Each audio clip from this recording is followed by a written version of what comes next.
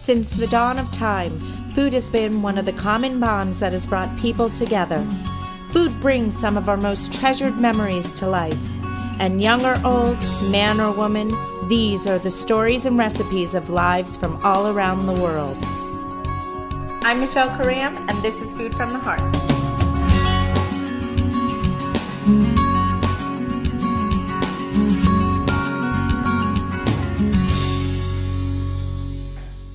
Hi and welcome. We're here with Jolene, who's going to tell us about her granddad's famous chicken piccata. Hi, Jolene. Hey, Michelle. Thanks for having me. Absolutely. So my granddad made this great chicken piccata every time we came to visit. Yum. He was that kind of guy that had everything revolve around mealtime. He actually passed away a few years back, and I've been trying ever since to kind of recreate that recipe, and I've been failing miserably. I think we can help you fix that. Let's see what we can do.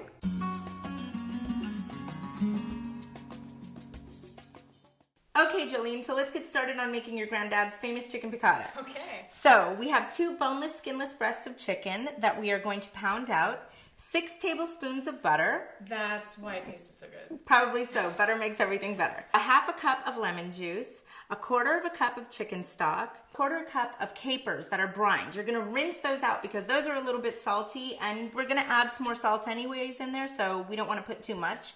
We have some all-purpose flour, some Italian flat leaf parsley, and over there we have some Asiago cheese and cream and basil, but we're gonna use that for some pasta we're gonna do a little bit later on. So first thing we'll do is we'll season our flour because we wanna make sure. So we're gonna put some kosher salt in there, make sure we season it up, give it some flavor, and some black pepper. Beautiful. I love those things. They're good. Always use coarse, fresh ground pepper. Let's pound out our chicken. Just pound it out 1/4 inch. So we give it a quick pound.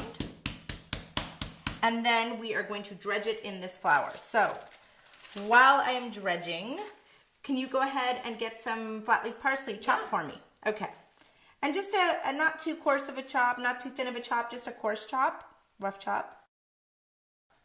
And always make sure when you're working with chicken, you have a clean surface. You don't want to cut anything. You don't want to cut your parsley on the same plate you're going to cut your chicken on. Always make sure that it's clean.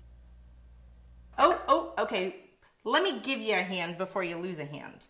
Okay, so I'm going to go over to the sink and I'm going to wash my hands real fast. I'm going to come back and show you how to chop that parsley.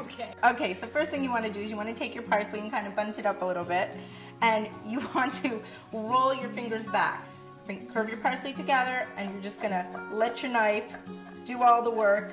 It's just a quick chop. It's nothing too fancy, but quick little chop. So much prettier than anything I did.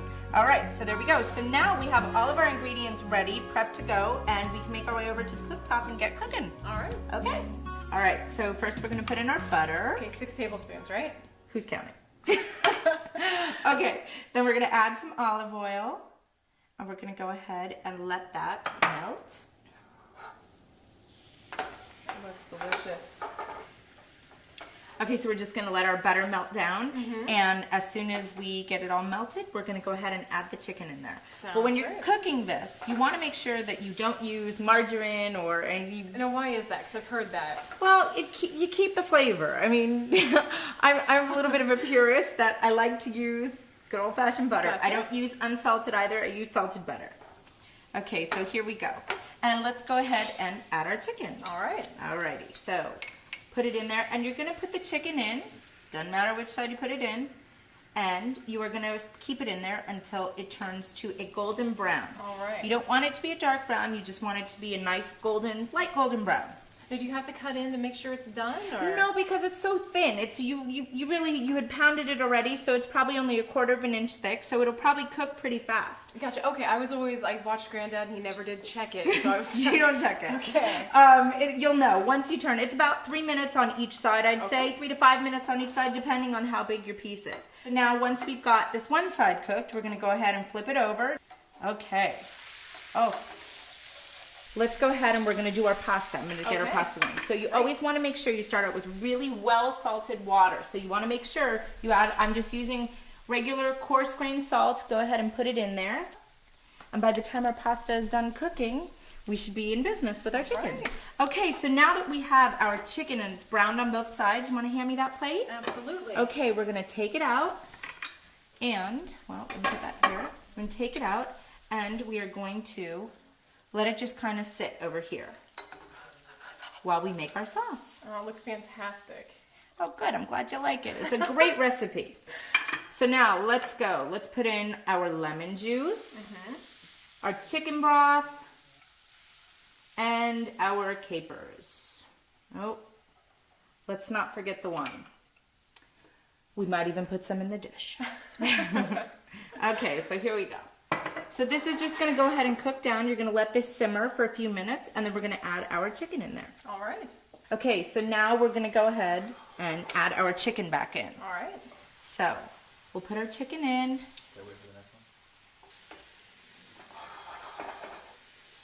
So once we cover it, we can go ahead and take care of our pasta. All right. All right, so let's get our pasta drained. Let me get my pot holders. We can go ahead and drain our pasta. Here we go. Okay.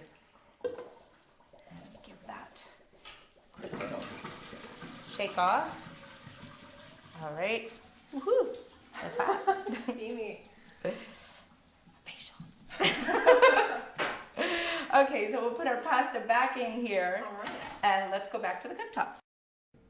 All right, so your pasta cannot be any more simple. You're just gonna add some butter, some cream, the Asiago cheese, and some basil that we're gonna chiffonade. I only know how to tango. Let me show you how to chiffonade some basil. Okay. Okay, so this chiffonade business sounds really complicated. It really isn't, it's really simple. What you're gonna do is you're gonna take your basil and you are just going to take about 3 or 4 leaves and roll it up like a little cigar. Cute. And then you're just going to chop away. And see, you have, they look like little ribbons. Beautiful. We are gonna go ahead and add our cream, and I have a little bit of butter, just maybe a tablespoon or something. All right. And I have some Asiago cheese. Yum. And you're just gonna put that in there, and it couldn't be any simpler. We'll give it a quick stir. Okay, and that's about it. Couldn't be any simpler. You just let that cook for a few minutes. Michelle, I have to tell you, this smells so much like my granddad's kitchen. I'm so happy. So you tell me now though, where did your granddad come up with his recipe Oh, well, he was a family physician. that cooks? Well, he was given this recipe by one of his patients who was Italian. And it's not Italian. No, he always told me it was. No, the only thing Italian about this dish is the term piccata, which is the way that it's cooked, and that just means breaded and pan fried. But that's about the only Italian part of it. All right. So, but it is delicious nonetheless, and let's go ahead and get this plated up and let's start eating. Oh, this smells so good. I wish you folks at home could smell this. You guys need smell-o-vision. Okay, so here we go. Let's go ahead and just put our chicken down on the plate.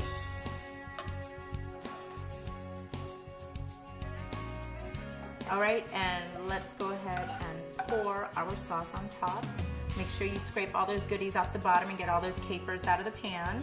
Okay, and now let's get our pasta. Oh, it looks so creamy.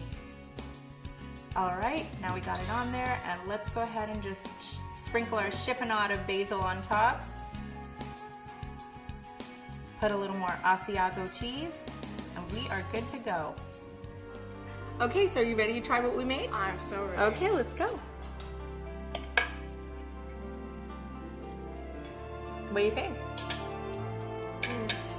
Thank you. You are so welcome. I'm glad you like it. And if you'd like any more information about this dish or any of our other recipes, please feel free to visit us online. I'd like to thank our special guest, Jolene Kay, for being here. You're so welcome. And thank you for sharing this great story with us. I hope you join us next time on Food from the Heart, where food brings memories to life.